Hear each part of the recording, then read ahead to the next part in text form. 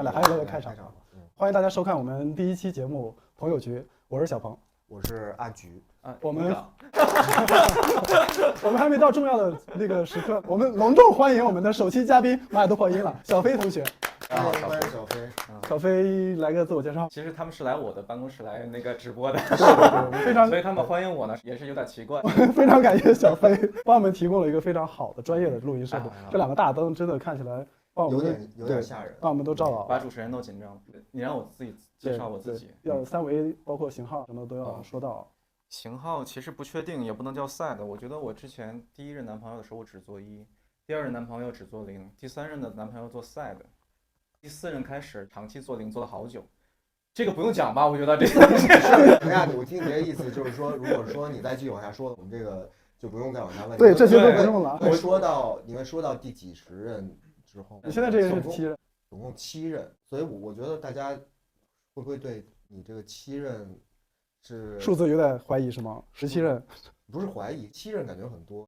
因为年纪也在这儿，所以7任。既然你说到年纪了，大家猜一下那个小飞有多大？弹幕。要有礼貌，这个时候。你先说一下你属什么的？我属狗。我算一下，属狗是98年的。94年，真的是。94年。小飞在我认识的同龄中保养最好的。我看你吃药吃的挺多保健品。保养秘诀啊，其实真的是跟保健品没关系，没把这个年龄当做回事儿过。我从来没觉得自己。要说真实年龄了，说没关系。我从来没有觉得自己已经超过40岁。我38岁的时候还有点年龄焦虑。不要说我这个年龄就是38。就是我跟你讲，38岁以后，你知道年龄焦虑的主要原因就是因为开始发现白色毛发或者是双鬓之类的，吓死了。刚开始尺度就有点大，底下的毛是黑的，发现就是两边会有点白，是不是真的是年纪大了？但后来我发现没有，我觉得一点儿都没觉得自己是个中年人，主要是心态好，是吗？我觉得这不是心态，我没这根弦儿，可能是因为这个原因。还是不知者无畏，还是你没有生活的压力啊？你爸那时候要养你啊？我爸养我是这么省心一孩子，我干嘛？他应该蛮省心的，因为他们俩都是老师，这点其实对于我很不好。我一放假，他们跟着一块放，你想想是谁比较操心？是我很累，他们其实一点都不累。但是我爸是最省心的一个人。你说对？我妈生我的前一天，他就直接出差了，是不是算心很大？那你估计你有遗传，不然你的心不会那么大。对，这可能也有点基因的原因。所以你在出生的时候，爸爸是不在身边的。对，我妈就因为这件事去包养了他一辈子，这点是我唯一遗传他的部分。其他的，我爸也倒是挺帅的。但我们家是隔代遗传，你别说我腿毛挺多，我爸一点腿毛都没有。看一下腿毛。我这个可以露下去。我爷爷会比较腿毛多。所以喜欢有腿毛的吗？你说我吗？对啊。对腿毛没什么特别大的反应，但是我的男朋友嘛，比较有大的反应，对某些器官需要大一些。当然，我跟你讲，你经历了7任男朋友以后，你都已经不在乎这个，因为你都会知道大概生活在一起以后长时间的一种状态是什么样的了。你就觉得其实有的时候适合自己的才是最重要的，并不见得是最大的，是最好的。那这7任哪一任你觉得最适合你啊？那肯定现在说一定要是最近一任最适合我，性格方面最适合我的。现在可以说吗？如果不是现任，你让他先别看这个节目。可以，我觉得他看不到的。你说是我认识的那一位吗？对，就曾经是你的室友，我觉得还蛮厉害的，夸张的。对，就在那个方面比较 match。那个方面是真的是打开了我之前觉得做爱就是那么回事儿，后来我觉得蛮美妙的这件事。所以在那一任的时候你是什么？对，那时候我是在做0。我之前觉得做0是不可能会有享受的一件事情。咱们这个节目不能讲这个。其实这种享受，我觉得是一种互相的一个东西，但是我觉得做爱是一个相互的一个反应。如果我觉得我爽，肯定是因为对方也会有反应，我才会觉得这个东西很爽。但是心里更爽还是身体更爽？我之前主要是靠心理来忍受疼痛，比如说要做0的时候，到后来我会发现，从那个朋友以后，会发现生理心理是还不错。我不是很理解怎么从心理方面来忍受疼痛。心理方面，因为感觉真的很喜欢这个人，就想为他尝试一下。他开心，对，就觉得就哪怕自己很不乐意，想去为他尝试一下。其实已经聊那么多了，刚才有一个开始的想问的问题，就是如果这个节目你现在属于半出柜的状态是吧？就有些家人不出柜，但是对啊，就是有些好朋友是知道的。如果家人看到节目，你觉得有影响吗？家人看到节目，这个肯定会有影响。你理由选好了吗？这个没有理由，这个东西就可以，我们先把节目效果打在那个没有，我打在那个听一下，字幕上。我听一下小飞怎么说，我可能会跟他用一样的。这个我们私下去讲好吧。可以啊，就是私下他们俩传授一下。其实没所谓了，我觉得我还算是一个比较勇敢的同性恋。对同性恋来讲，我觉得为什么我参加这个节目，是因为小鹏他说了一句话让我挺感动的。他说每个时代都应该有记录这个时代的一个人、一些人或者是一个电影，但是现在在目前这个状态下，没有一个人可以去记录这件事情，没有一个节目可以记录现在当下普通的同志的一种生活状态。之前至少还有一些孽子，像白先勇先生，比如说我们看到的过一些电影。就比如说东宫西宫，还有什么蓝雨之类的，但是现在都下架了，其实挺可惜的一件事情。其实已经是70、80年代的一些人在讲的一些故事，他们当时的一些生活现状，现在同性恋的现状是什么样子的？为什么现在很多中国的人大众他会对同性恋非常的排斥？他们是觉得脑子里的印象同性恋是那种样子，是，但实际上大多数的同志，我觉得不是这个样子的，至少是在我身边朋友们，就是你们在表面上。所有知道的刻板印象，你们在我们身边的这些同志们至少都看不出来大家那么明显的特质。我想把稍微比较平常化的，我们生活化的，所以我们都没有化妆，包括我们的衣服都是随便，我们平时怎么穿也就怎么穿的。除了局长稍微戴了个帽子，很好看。所以接着小飞的说的这个话题，其实我还是希望能更多的人知道我们有一些很普通的方面。目前2025年了，中国的同性恋已经发展到什么状态了？其实同性恋说实话，在我的认知里面，在整个的中国的社会里面，我觉得还是一个特别敢于尝试新鲜事物的一些群体，也是很多的一些，无论是美妆，无论是服装，还是一些咖啡店，一些新奇的玩的东西的一个主动尝试者。而且同性恋都特别会照顾自己，同性恋也都会特别会享受生活。很多人还会觉得同性恋特别的母叉叉，然后一定要每天都是奇形怪状、奇装异服。其实我觉得在我身边至少没有太多这样的人存在。当然，太多有个把的出现，我觉得也蛮有趣的一件事情，也不是我生活中经常会见到的一些人。尊重多样性，大家什么类型的都有。对，可能就是因为那一部分人更容易被大家看到，是的，是的，大家就会对同性恋的刻板印象就会变成那样。但局长，你会尝试那样的吗？穿个裙子？我不太会尝试。如果说我喜欢穿女装，或者说我的性别认知是女性的话，那我其实就不是 gay 了，我就是异性恋，或者是另外一部分人群，他喜欢变装的那种类型。对，那他可能是跨性别，或者说什么样的。对，其实这个问题挺值得探讨的。为什么有很多同性恋他会表现出很多的这种女性的特征？我其实觉得这是一个很有意思的话题。我觉得有一部分人我很喜欢，也很欣赏。就这些人特别敢于做自己，他就真的是瞒不起来，他就是内心是一个纯女孩的一个状态，但是他又特别敢于做自己。我觉得我很有潇潇可以讲吗？这个我觉得他们真的是很勇敢做自己，而且呢也特别有自己的味道，而且我觉得很多人很有才。对，有的人就是很母的可爱，娘的很可爱那种感觉。你从多大就觉得自己有这个喜欢男孩子倾向？我其实真的特别小，在我有性意识的时候，我就知道我喜欢的是男生，而且我还知道这件事情不能告诉我家里人。是不是很聪明这件事情哈？然后就觉得，因为我们都是我也是从北京长大的，所以北京对于同性恋这件事情，我觉得我小时候就有。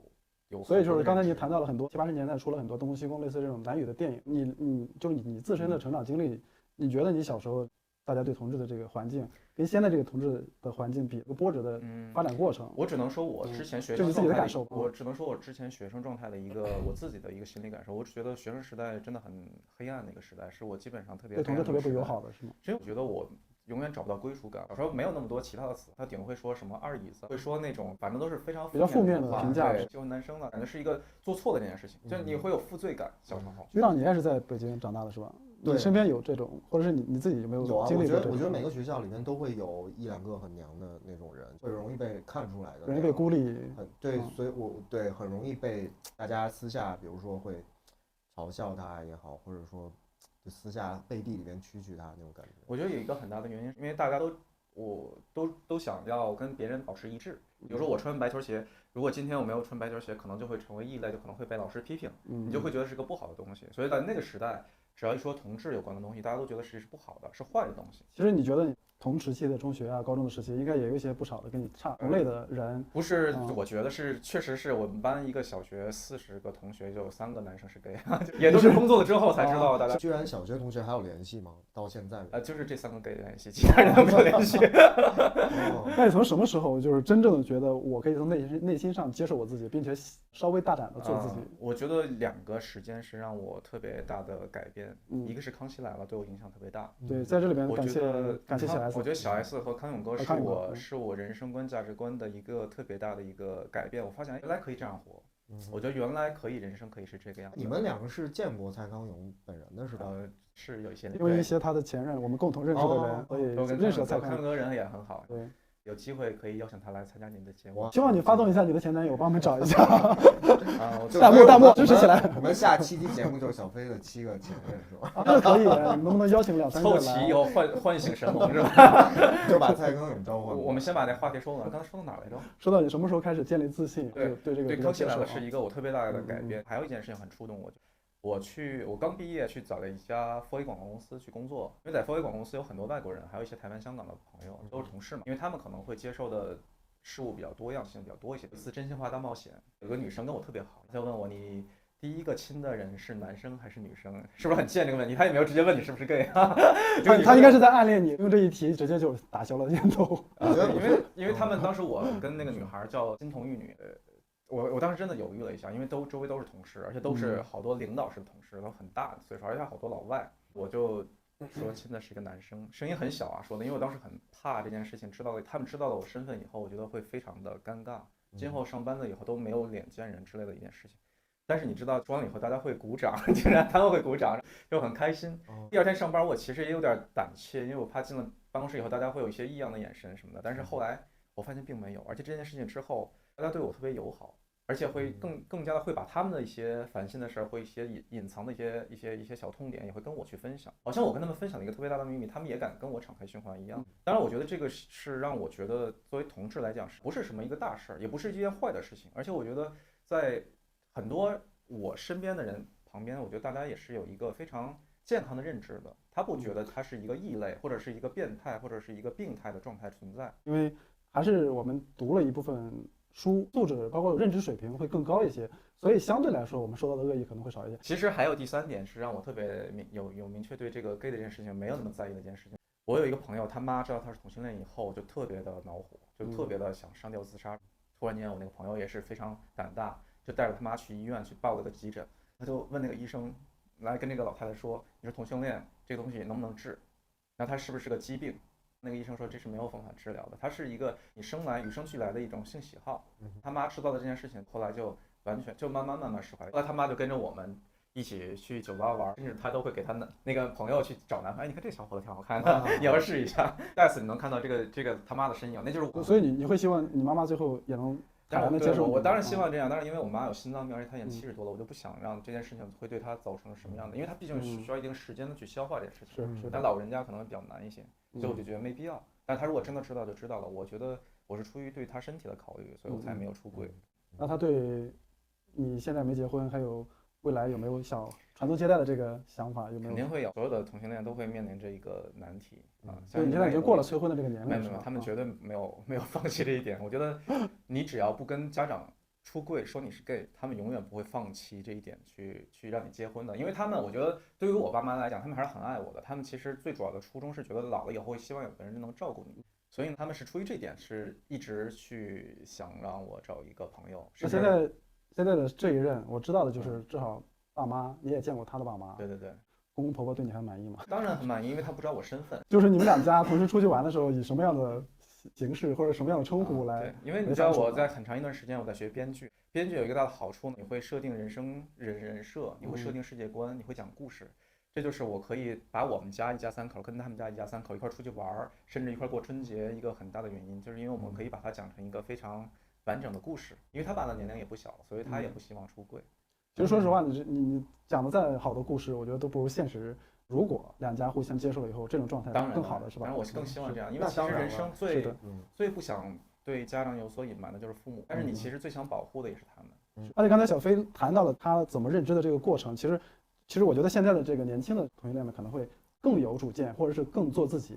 大家现在的环境肯定是默默的都会变好的，大家这个接受程度也都变高了。所以说，如果受到这个困扰，我觉得大家还是可以看自己的情况，可以勇敢的做自己。当然，为了保护你的家人，也可以稍微有所隐瞒，这个都是我们支持的。对，其实聊到这个社会接受度还有婚姻的这个话题，其实我特别想聊一点没办法逃开的那个，有很多变婚的这种情况。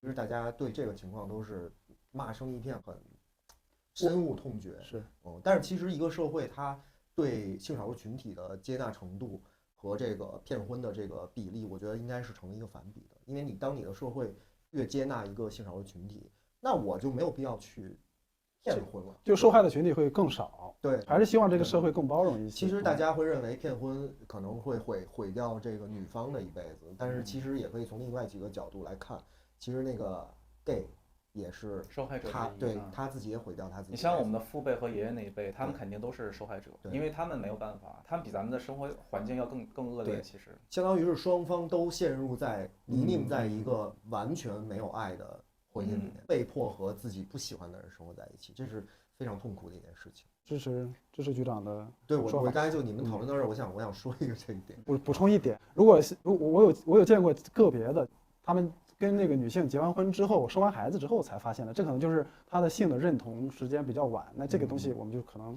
再说啊。大家也都不想说宣传同性恋嘛，其实我们也不是宣传同性恋，但是在性启蒙的时候，如果说那个人他知道有这么一种性向，他会不会发现的会更早一些？对，就刚才你说的那个东西，让我有一点特别想发生的一点，就是同性恋的这件事情。同性恋不是说你家的孩子是一个直男，我们一两句话就能把他变成 gay。我觉得不要有这样的错误的认知。我觉得是生来就有的，在我的个人经验里面，他并不是说他通过一些舆论，通过一些宣传，他就会变成同性恋。我觉得你是直男就是直男，就像我们是同性恋，你想通过一些宣传把我们变成直男，不可能的，真的，我绝对还是喜欢男生。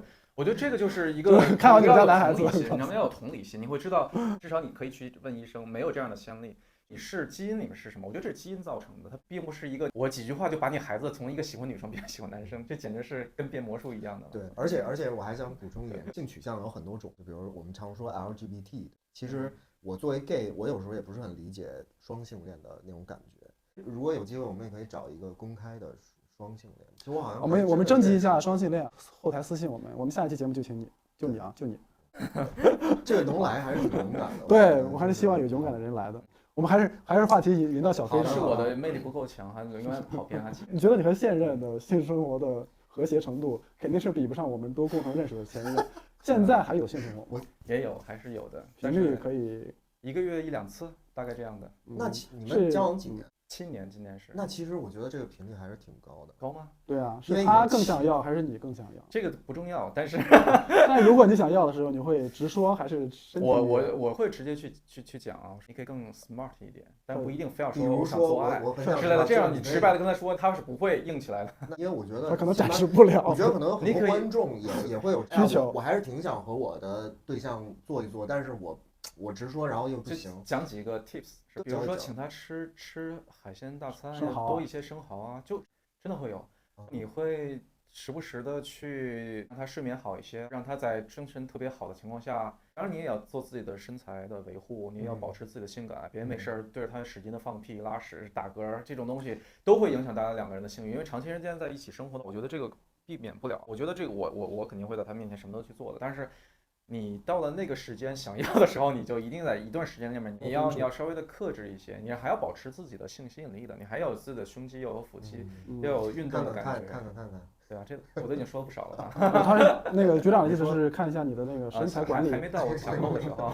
现在本来想让小飞喝酒的，喝完酒以后他就会跳舞，结果然后就播不了了。如果后期慢慢的性生活变得越来越少了，会不会接受开放式的关系？我觉得这几年我的对这件事情的想法有挺大的改变的。人读书会让大家的对这个世界的理解更全面。我会发现国家就是人设定出来的一个概念，一夫一妻制也是人设定出来的一个概念。这个是不是符合现在的社会？是不是符合你这个人？我现在会打一个问号。在我年少时候，我肯定觉得一夫一妻制是必然的，肯定会有什么小三儿是特别讨厌的一个人，或者是说3个人在一起简直3个淫荡的人，应该都进猪笼。在我年轻时候，因为我爸妈是老师嘛，所以我肯定会这样理解的。当我看到一些书以后，银河老师王小波的老婆，我觉得他其实对性方面有特别大的一个学术方面的一些东西。答案是。他在讲的时候，我现在讲的银河老师的一个观念，他在讲，无论是2口之家、3口之家，甚至4口以上的之家，他觉得这都是可以接受的，因为其实这就是人和人之间的个体差异，他不能说这个东西就有一些道德上的不好，除非你去抢占别人家的东西，为了财产，那是另当别论了。但是如果你3个人能够生活得很好，又能够自洽，又能够3个人都心理的成熟程度是在一个阶段上，那我觉得是可以的。我不是来破坏这个家庭，我是来加入这个家庭的。首先不提倡，这是属于个人观点。他是说今后的人肯定会有，一夫一妻制已经快过时了。他说可能会催生各种各样的形态的生活方式。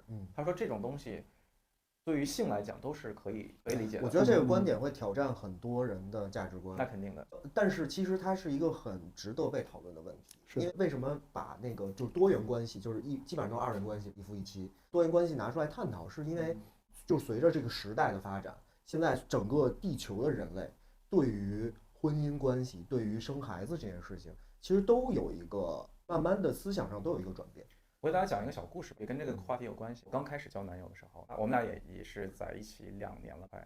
那时候他就开始带了一个人说在我们家借，然后借宿一宿了以后就在我们俩中间了。我就当时就觉得很奇怪，他为什么是我们俩中间？我真的超单纯。那时候他开始到半夜的时候就开始那个人对我动手动脚，有点烦躁，但是也心里会觉得挺好的，又多一个人服务我。我会觉得会有些新鲜感。你知道这可以说的吗？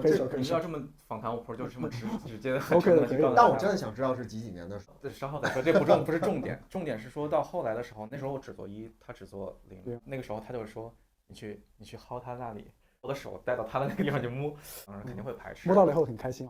所以说开心但是排斥，假装没经历过这种事儿。